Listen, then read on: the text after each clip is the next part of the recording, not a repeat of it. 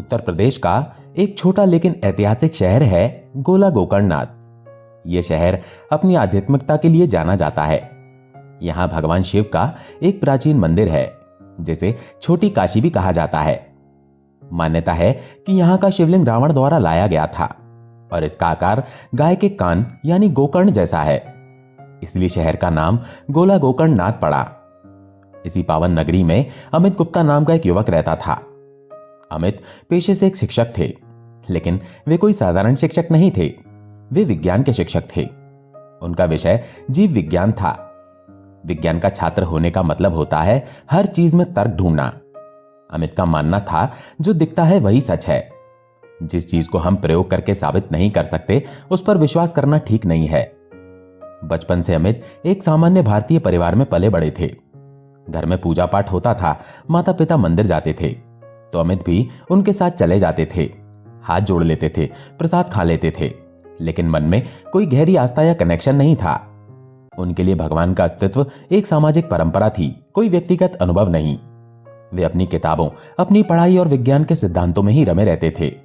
उन्हें क्या पता था कि जीवन की जिस प्रयोगशाला में वे जी रहे हैं वहां सबसे बड़ा वैज्ञानिक तो ऊपर बैठा है और जल्द ही उनका एक ऐसा प्रैक्टिकल शुरू होने वाला है जो उनकी किताबों के सारे सिद्धांतों को बदल कर रख देगा। साल 2012 चल रहा था। अमित अपनी निजी जिंदगी और करियर में व्यस्त थे। 12 नवंबर की तारीख थी। सर्दियों की शुरुआत हो चुकी थी और रातों में हल्की ठंडक घुलने लगी थी। उस रात अमित अपने बिस्तर पर सोए तो एक अजीब घटना घटी। उन्हें एक सपना आया। सपने में उन्होंने देखा कि वे एक मंदिर में हैं और उनके सामने हनुमान जी की मूर्ति है। मूर्ति बहुत ही दिव्य थी। उन्होंने देखा कि हनुमान जी के सामने एक दिया जल रहा है। उस दिए की लौ को देखकर अमित को एक अजीब सी शांति महसूस हुई। सपने में ही उन्होंने हनुमान जी के हाथ जोड़े और पूजा की। जब उनकी आंख खुली तो सुबह हो चुकी थी। शरीर में एक अजीब सी ऊर्जा थी, मन एकदम शांत था। आमतौर पर सुबह उठते ही इंसान को दिन भर के कामों की चिंता होने लगती है, लेकिन उस दिन अमित का मन किसी गहरे सागर की तरह शांत था। तभी उनकी नजर कैलेंडर पर पड़ी। उन्होंने देखा कि आज की तारीख के नीचे लिखा था हनुमान जयंती। अमित चौंक गए। उन्होंने सोचा, यह कैसे हो सकता है? मुझे तो याद भी नहीं था कि आज हनुमान जयंती है। फिर मुझे रात को हनुमान जी का सपना क्यों आया, वो भी ठीक उसी दिन? विज्ञान का दिमाग इसे इत्तेफाक कह रहा था, लेकिन अमित का दिल कह रहा था कि यह सिर्फ संयोग नहीं है, यह एक दस्तक थी। हनुमान जी ने अपनी उपस्थिति दर्ज करा दी थी। यह उनका पहला प्रत्यक्षीकरण था। लेकिन चूंकि अमित अभी भी तर्क की दुनिया में जीते थे, इसलिए उन्होंने इस अनुभव को अपनी यादों की डायरी में नोट तो कर लिया, पर किसी से साझा नहीं किया, क्योंकि उन्हें लगता था कि सभी क्या सोचेंगे कि एक साइंस का टीचर अंधविश्वास की बातें कर रहा है। समय का पहिया घुमा। अमित पहले प्राइवेट स्कूल में पढ़ाते थे, लेकिन उनकी मेहनत रंग लाई और 2015 में उनकी सरकारी नौकरी लग गई। एक सरकारी शिक्षक के रूप में यह उनकी नई शुरुआत थी। उन्हें जो पहला स्कूल मिला वो शहर के पास ही एक गांव में था, लेकिन वो स्कूल कोई सामान्य जगह पर नहीं था। वो गांव से थोड़ा हटकर एक सुनसान इलाके में था। स्कूल की इमारत पुरानी थी और वहां ज्यादा चहल पहल नहीं रहती थी। उस स्कूल के ठीक बगल में एक विशाल और पुराना बरगद का पेड़ था, जिसकी जड़ें और शाखाएं स्कूल की छत को ढके रहती थी। वहां का माहौल कुछ भारी भारी सा था। दिन में भी वहां एक अजीब सी खामोशी छाई रहती थी। अमित ने वहां जाना शुरू किया। नौकरी का ट्रेनिंग पीरियड चल रहा था, लेकिन जैसे ही उन्होंने उस स्कूल में जाना शुरू किया, उनके स्वास्थ्य में एक भयानक गिरावट आने लगी। शुरुआत पेट की तकलीफ से हुई। अमित जो भी खाते उन्हें पचता नहीं था। सुबह का नाश्ता हो, दोपहर का खाना हो या रात का डिनर, खाना खाते ही उन्हें फ्रेश होने के लिए भागना पड़ता था। शुरुआत में उन्होंने सोचा शायद बाहर का कुछ खा लिया होगा या पानी बदल गया है। एक मेडिकल स्टूडेंट और बायोलॉजी टीचर होने के नाते उन्हें लगा कि यह कोई सामान्य लीवर डिस्फंक्शन होगा। उन्हें अपने शरीर की कार्य प्रणाली पर भरोसा था। उन्होंने सोचा दवा लूंगा, ठीक हो जाऊंगा। लेकिन दिन बीते, हफ्ते बीते और महीने बीतने लगे। बीमारी कम होने के बजाय बढ़ती चली गई। अमित का शरीर, जो कभी कसरत और अच्छी डाइट की वजह से हष्ट पुष्ट हुआ करता था, अब सूखने लगा था। वे कमजोर होते जा रहे थे। चेहरे की चमक गायब हो गई थी और आंखों के नीचे काले घेरे पड़ने लगे थे। अमित की हालत अब इतनी खराब हो चुकी थी कि स्कूल जाना एक सजा जैसा लगने लगा था। घर से स्कूल की दूरी मात्र 3-4 किलोमीटर थी, लेकिन उस कमजोरी में वो दूरी तय करना भी हिमालय चढ़ने जैसा लगता था। अब अमित ने डॉक्टरों के चक्कर लगाने शुरू किए। पहले स्थानीय डॉक्टरों को दिखाया, दवाइयां ली, पर कोई असर नहीं हुआ। फिर उन्होंने शहर के बड़े डॉक्टरों से संपर्क किया। जब वहां भी आराम नहीं मिला तो वे लखनऊ गए। लखनऊ में एक बहुत बड़े गैस्ट्रोएंटरोलॉजिस्ट को दिखाया। डॉक्टर ने लंबी चौड़ी जांचें करवाईं, रिपोर्ट देखी और कहा, घबराने की बात नहीं है, बस एक इन्फेक्शन है। ये 1 महीने का कोर्स है, दवाइयां खाइए, बिल्कुल ठीक हो जाएंगे। अमित को उम्मीद की किरण दिखी।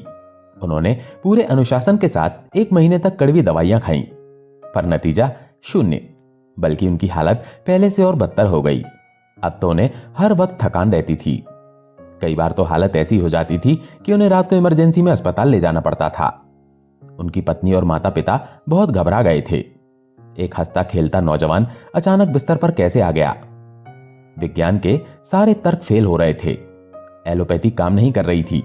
अमित ने सोचा, चलो आयुर्वेद अपनाते हैं। उन्होंने आयुर्वेदिक काढ़े पिए, फिर यूनानी दवाइयां आजमाईं, फिर नेचुरोपैथी की तरफ गए। ऐसा कोई इलाज नहीं बचा था जो उन्होंने ना आजमाया हो। लेकिन बीमारी थी कि जाने का नाम नहीं ले रही थी। ऐसा लगता था जैसे किसी अदृश्य शक्ति ने उनके शरीर को जकड़ लिया है। जब दवा काम नहीं करती तो इंसान दुआ और कभी कभी झाड़ फूक की तरफ भागता है। अमित के कुछ शुभचिंतकों ने कहा, अमित भाई, जिस स्कूल में तुम जाते हो वो जगह ठीक नहीं लगती।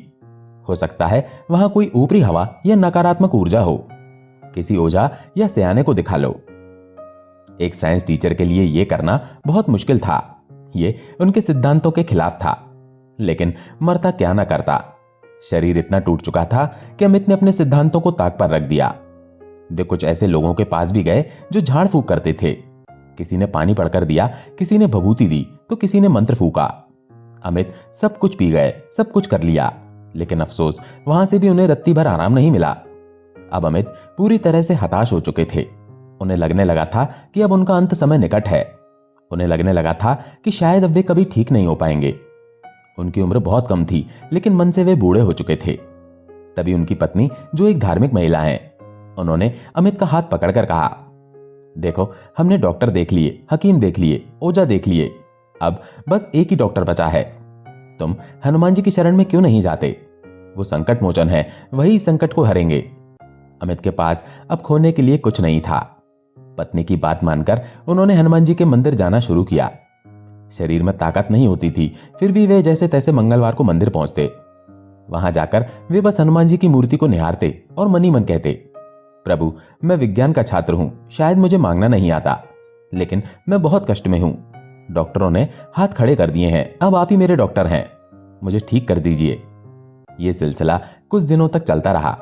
उनकी प्रार्थनाओं में अब तर्क नहीं बल्कि समर्पण था। उनका यह अहंकार टूट चुका था कि मैं सब जानता हूं। फिर वो अद्भुत रात आई। अमित सो रहे थे, तभी वे फिर से स्वप्न लोक में पहुंच गए।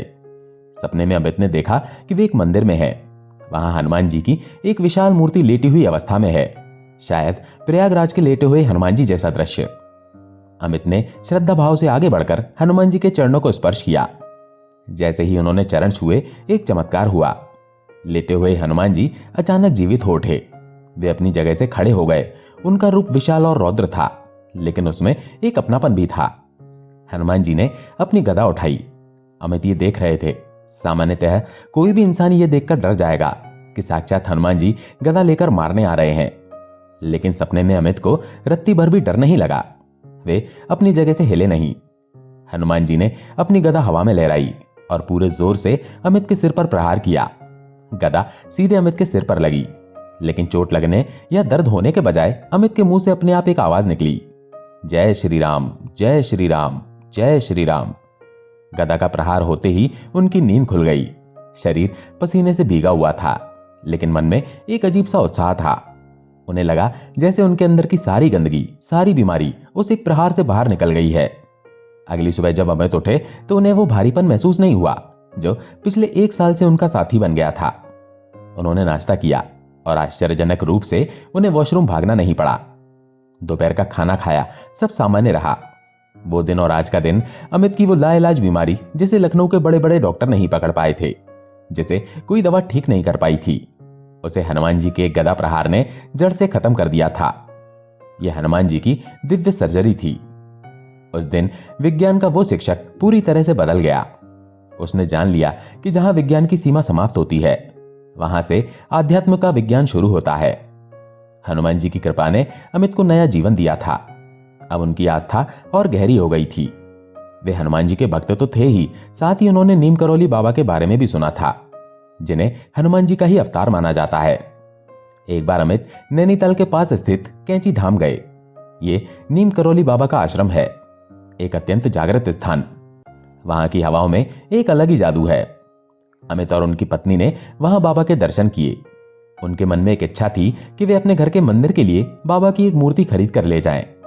वे वहां की दुकानों पर घूमे, बहुत सारी मूर्तियां देखी, लेकिन कहते हैं ना, जब तक बुलावा ना हो या सही समय ना हो, कार्य नहीं होता।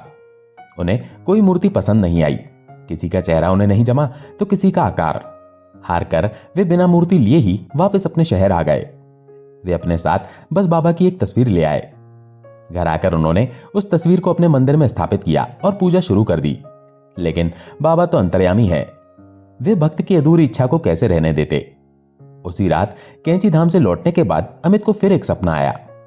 सपने में उन्होंने देखा कि वे कैंची धाम में ही हैं। वहां जो सीढ़ियां नीचे नदी की तरफ जाती हैं, वहां एक चबूतरा है। उन्होंने देखा कि नीम करौली बाबा वहां साक्षात बैठे हैं। बाबा ध्यान मग्न थे और उनके होठों पर एक ही नाम था, राम राम राम। अमित सपने में बाबा के इतने करीब थे कि उन्हें बाबा के शरीर से निकलती हुई वाइब्रेशंस महसूस हो रही थी। वो राम नाम की ध्वनि सिर्फ आवाज नहीं थी, वो एक ऊर्जा थी जो अमित के रोम रोम में समा रही थी। बिना मूर्ति खरीदे ही बाबा ने उन्हें साक्षात दर्शन दे दिए थे। अमित के घर में अब पूजा पाठ का माहौल और भी गहरा हो गया था। उनकी पत्नी भी बाबा की अनन्य भक्त बन गई थी। अमित ने यूट्यूब पर बहुत सारे वीडियो देखे थे, जिनमें बताया गया था कि संकल्प लेकर पूजा कैसे की जाती है। उनकी पत्नी ने भी परिवार की सुख शांति के लिए हनुमान चालीसा के पाठ का संकल्प लिया। एक शाम की बात है, अमित अपने घर के हॉल में सोफे पर बैठे थे। उनकी पत्नी घर के मंदिर में बैठी जाप कर रही थी। घर में एकदम शांति थी। पत्नी जाप कर रही थी, राम राम राम। अमित का ध्यान अपनी पत्नी की आवाज पर था, लेकिन तभी उन्हें कुछ अजीब सुनाई दिया। जब उनकी पत्नी एक बार राम बोलती और दूसरी बार राम बोलने के लिए सांस लेती, जो बीच का 1 सेकंड का सन्नाटा होता है, उस सन्नाटे में अमित को एक भारी और दिव्य आवाज सुनाई देती, राम। पहले अमित को लगा कि शायद ये उनका भ्रम है। उन्होंने ध्यान से कान लगाकर सुना। पत्नी के हर बार राम बोलने पर एक और बार राम बोलने की आवाज आती। अमित के रोंगटे खड़े हो गए। ये आवाज उनकी पत्नी की नहीं थी। ये आवाज ठीक वैसी ही थी जैसी उन्होंने सपने में बाबा नीम करौली की सुनी थी। ऐसा लग रहा था जैसे बाबा स्वयं मंदिर में उनकी पत्नी के बगल में बैठकर जाप करवा रहे हैं। ऐसा लग रहा था जैसे भक्त और भगवान के बीच जुगलबंदी चल रही है। अमित अपनी जगह से हिल नहीं पाए। विज्ञान के पास इसका क्या जवाब होगा? ऑडिटरी हेल्यूसिनेशन, यानी सुनने का भ्रम। लेकिन अमित जानते थे कि यह भ्रम नहीं था। यह उस नाम की शक्ति थी जो पत्थरों को तैरा सकती है। चमत्कार यही नहीं रुके। बाबा अक्सर अपनी मौजूदगी का एहसास कराते रहते थे। हनुमान जी और नीम करौली बाबा को सिंदूर बहुत प्रिय है। अमित अपने घर के मंदिर में बाबा की तस्वीर को सिंदूर का तिलक लगाते थे। अक्सर तिलक लगाते समय उंगली से थोड़ा सा सूखा सिंदूर नीचे आसन पर गिर जाता था। ये एक सामान्य बात थी। हर हफ्ते अमित या उनकी पत्नी मंदिर की सफाई करते थे, कपड़े बदलते थे और गिरा हुआ सिंदूर साफ करते थे। एक रविवार की सुबह अमित मंदिर की सफाई करने बैठे। उन्होंने बाबा की तस्वीर को उठाया ताकि नीचे का कपड़ा साफ कर सकें। जैसे ही उन्होंने तस्वीर हटाई, उनकी आंखें फटी की फटी रह गईं। तस्वीर के ठीक नीचे जहां हफ्तों से थोड़ा थोड़ा सिंदूर गिर रहा था, उस बिखरे हुए लाल सिंदूर के कणों ने अपने आप एक शब्द का आकार ले लिया था। वहां साफ अक्षरों में लिखा था, राम। किसी ने उंगली से नहीं लिखा था, वो अपने आप बना था। यह संभव था। गुरुत्वाकर्षण के नियम के अनुसार धूल या पाउडर बेतरीब गिरना चाहिए। वो गिरकर एक कैलीग्राफी कैसे बन सकता है? अमित ने अपनी पत्नी को आवाज दी, यहां आओ, जल्दी आओ। क्या तुमने यहां उंगली से राम लिखा है? पत्नी दौड़कर आई। उन्होंने देखा और हैरान रह गईं। नहीं, मैंने तो हाथ भी नहीं लगाया। ये तो तस्वीर के नीचे दबा हुआ था। अमित की आंखों में आंसू आ गए। ये प्रमाण था, ये बाबा का हस्ताक्षर था। वे बता रहे थे, मैं यही हूं। जहां राम का नाम है वहां मैं हूं। इन अनुभवों ने अमित को पूरी तरह बदल दिया। अब वे स्कूल में जाते तो क्लास शुरू करने से पहले बच्चों से कहते, बच्चों, किताब खोलने से पहले 2 मिनट आंखें बंद करो और उस ईश्वर को याद करो जिसने ये दिमाग बनाया है। आइंस्टीन ने भी कहा था कि जितना मैं विज्ञान को पढ़ता हूं, मेरा ईश्वर पर विश्वास उतना ही बढ़ता जाता है। अमित ने सीखा कि जीवन की समस्याओं का हल सिर्फ अस्पतालों या पैसों में नहीं है। अमित की 2 छोटी बेटियां थीं। अक्सर बच्चों को नजर लग जाती है, वे चिड़चिड़े हो जाते हैं, रोते हैं या बीमार पड़ जाते हैं। पहले अमित भी घबराकर इधर उधर भागते थे, कभी किसी बाबा के पास, कभी झाड़ फूक वाले के पास। वे लोग पैसे भी ठगते थे और आराम भी नहीं मिलता था। लेकिन अब अमित को कुंजी मिल गई थी। उन्होंने जाना कि भक्त और भगवान के बीच किसी दलाल की जरूरत नहीं है। जब भी उनकी बेटियां बीमार होती या उन्हें लगता कि कोई नकारात्मक ऊर्जा है, वे एक गिलास साफ पानी लेते, हनुमान जी के सामने बैठते, हाथ में वो पानी का गिलास पकड़कर पूरी श्रद्धा से 11 बार हनुमान चालीसा का पाठ करते। फिर उस पानी में फूंक मारकर अपने बच्चों को पिला देते। जादू की तरह असर होता। जो बच्चा घंटों से रो रहा होता वो शांत होकर सो जाता, बुखार उतर जाता। अमित ने समझ लिया था कि ना से रोग हरे सब पीरा, जपत निरंतर हनुमत बीरा केवल एक पंक्ति नहीं है, ये एक प्रमाणित सत्य है। अमित के विश्वास को और पक्का करने वाली एक और घटना उनके मित्र के साथ हुई। उनके एक मित्र थे, एक सरदार जी, जो स्वयं भी शिक्षक थे। शरीर से बेहद मजबूत, एकदम पहलवान जैसे। लेकिन कोरोना काल में वे भी इसकी चपेट में आ गए। सरदार जी को कोरोना हुआ और वो भी बहुत गंभीर स्तर का। ऑक्सीजन मिल नहीं रही थी, अस्पताल भरे हुए थे। डिप्रेशन और बीमारी ने उस हष्ट-पुष्ट आदमी को तोड़ दिया। हालत ऐसी हो गई कि वे अपने घर के फर्श पर गिर गए और उठ भी नहीं पा रहे थे। ऐसा लग रहा था कि अब सब खत्म। जब कोई रास्ता नहीं बचा तो किसी ने उन्हें सलाह दी, पाजी सब छोड़ो, हनुमान चालीसा का पाठ करो। सरदार जी ने मरता क्या न करता, लेटे लेटे ही पाठ शुरू किया। उनकी सांसें फूल रही थी, लेकिन उन्होंने हिम्मत नहीं हारी और चमत्कार हुआ। बिना किसी विशेष ऑक्सीजन सिलेंडर या हाई फाई इलाज के उनकी हालत सुधरने लगी। जिस दिन से पाठ शुरू किया उसी दिन से ग्राफ ऊपर जाने लगा। कुछ ही दिनों में उनकी रिपोर्ट नेगेटिव आ गई और वे फिर से अपने पैरों पर खड़े हो गए। अमित ने जब अपने मित्र की यह कहानी सुनी तो उनका विश्वास एक चट्टान की तरह मजबूत हो गया। आज अमित गुप्ता एक सुखी जीवन जी रहे हैं। वे आज भी साइंस पढ़ाते हैं, लेकिन अब उनकी साइंस में ईश्वर का निषेध नहीं बल्कि स्वीकारोक्ति है। वे जान गए हैं कि हम मनुष्य अपनी बुद्धि पर बहुत घमंड करते हैं, लेकिन एक अदृश्य शक्ति है जो इस ब्रह्मांड को चला रही है। अमित का संदेश आज की युवा पीढ़ी के लिए साफ है। डिप्रेशन, असफलता और डर का इलाज इंस्टाग्राम की रील्स में नहीं है। इसका इलाज है समर्पण। आप चाहे कितने भी पढ़े लिखे क्यों ना हो, जब आप उस परम शक्ति के आगे झुकते हैं तो वो आपको गिरने नहीं देती। हनुमान जी बहुत दयालु हैं। आप एक कदम उनकी तरफ बढ़ाओ, वे 10 कदम आपकी तरफ बढ़ाएंगे। अमित की कहानी हमें सिखाती है कि जीवन में जब सारे दरवाजे बंद हो जाएं, जब विज्ञान हाथ खड़े कर दे, जब तर्क खामोश हो जाए, तब बस एक नाम पुकारना, जय श्री राम। दरवाजा जरूर खुलेगा। जैसा कि गोस्वामी तुलसीदास जी ने लिखा है, कवन सो काज कठिन जग माही, जो नहीं होई तात तुम पाही। हे तात, जगत में ऐसा कौन सा कठिन काम है जो आपसे नहीं हो सकता? और अमित गुप्ता के लिए हनुमान जी ने हर कठिन काज को आसान कर दिया था। दोस्तों, आशा है ये कहानी आपको पसंद आई होगी। अगर पसंद आई हो तो वीडियो को लाइक करके कमेंट में जय श्री राम जरूर लिखें। चैनल पर अगर पहली बार आए हैं तो चैनल को सब्सक्राइब जरूर करें। जय श्री राम।